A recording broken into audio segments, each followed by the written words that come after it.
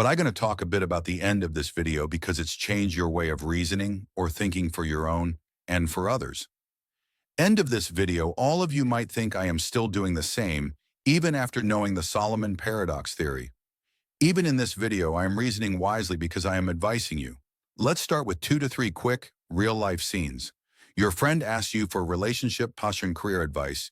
You give sharp and wise suggestions. Same night, you sit with your own problem, so confused, overthinking, and stuck. Have ever think about why this is happening?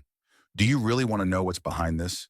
The core, you can solve everyone's problems except your own. And don't think this is your fault. This is not your fault at all. It's your brain. Psychologists call this Solomon's paradox. Have you ever heard about King Solomon? Do you know how King Solomon became part of science? Let's dig it out with me. In 19th century BCE to King, Solomon was famous for wise judgment. People traveled to get his counsel from all over the world. Yet in his own life, he made terrible choices that damaged his kingdom. He was famous for extraordinary wisdom in public decisions and extraordinary chaos in his private life. This contrast inspired modern psychologists to name this pattern Solomon's paradox, and I want to introduce the researchers who discovered this in 2014, Igor Grossman and Ethan Kross.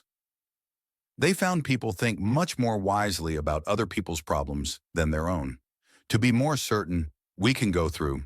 Later studies and a meta-analysis confirm that this effect is real across multiple situations.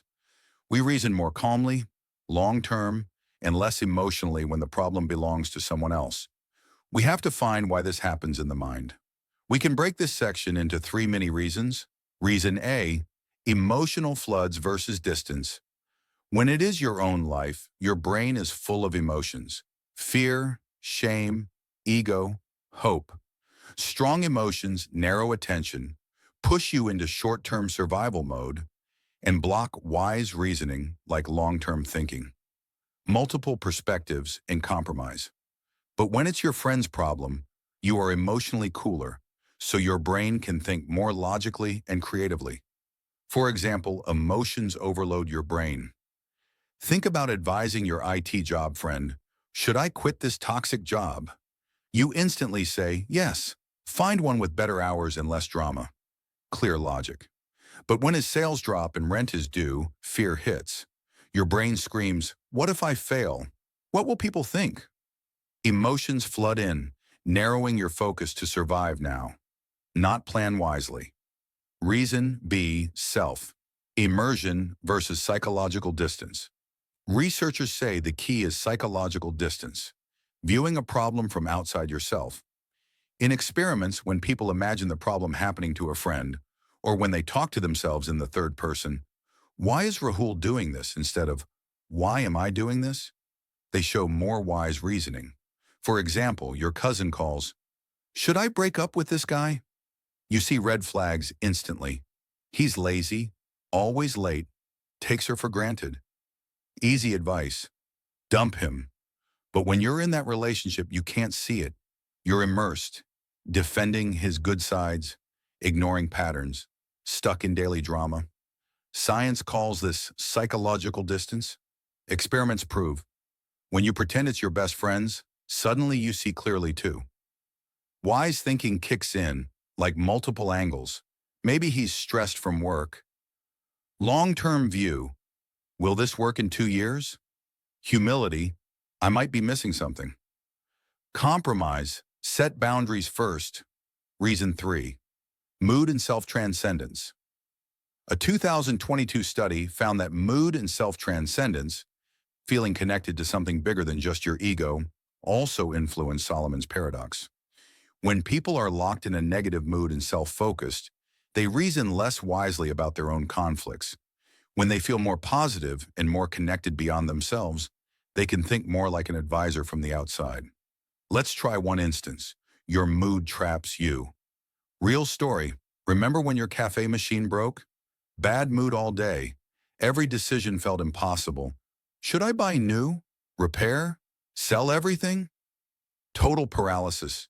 But next week, mood better, same problem feels solvable.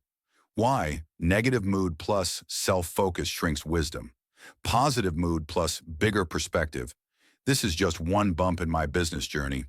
Unlocks advisor mode thinking. 2022 research shows people solve their own problems better when they feel connected to something larger. Family legacy, helping customers smile, building something lasting beyond ego. We want to solve this right. This is not disease to cure, but we want to learn to solve our own problems. There are 4 hacks that I'm going to talk now. Hack 1. Advice to a friend. Science shows that when participants are asked to think about a problem as if it belongs to another person, they immediately show more wise reasoning. Now you should take your current problem. Then imagine your best friend has the same problem. What would you honestly tell them to do next week, next month, next year? You can act this out. Sit on one side of the table as you, then switch chair and act as friend advisor. Hack number 2. Third-person self-talk studies on distanced self-talk show that using your own name instead of I helps your brain regulate emotions without needing heavy mental effort. Example, instead of, "Why am I so stupid?" "Why is Christina reacting like this right now? What can Christina do that is wise?" This tiny language shift makes the brain treat you more like another person, increasing clarity and self-control. Hack 3, it's very simple. For this, you just need one book and paper. Write it as a story. Research on wise reasoning highlights perspective taking and long-term thinking. Storytelling naturally forces these. Now I want to give you a challenge. Will you accept, guys? Write your situation like a short movie script. Who are the characters? What do they want? What happened before? What could happen 1 year later if you choose A versus B? When you turn your life into a story, you step out of the emotion and see patterns and lessons more clearly. Hack 4. Use another human, but correctly. Meta-analysis on Solomon's paradox stresses its importance for real conflicts. Wise advice from others can be powerful because bystanders really do see more than players. Now, most of you recalls the best advising moments you got from someone and how that helped you. But that was not intentionally at all. Now you got the hack to unlock the power. Try this if you honestly want to make a change in you. Share their situation with someone they trust, not to decide for them, but to mirror back the logic and blind spots. Add the twist, then flip the roles. Let them bring one of their problems and let you advise them. Notice how wise you already are when the emotion is not yours. It's easy to motivate our buddy to lift weight at the gym. Once your turn comes, you know how it is. Solomon's paradox is not a curse, it's a feature. Your brain is already wise. You just need techniques to access that wisdom for yourself. Listen this carefully, my fellows.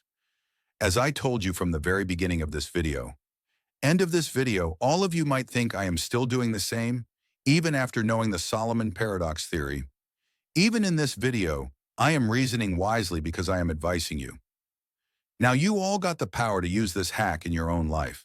Finally, you can unlike this video to get access easily from your like section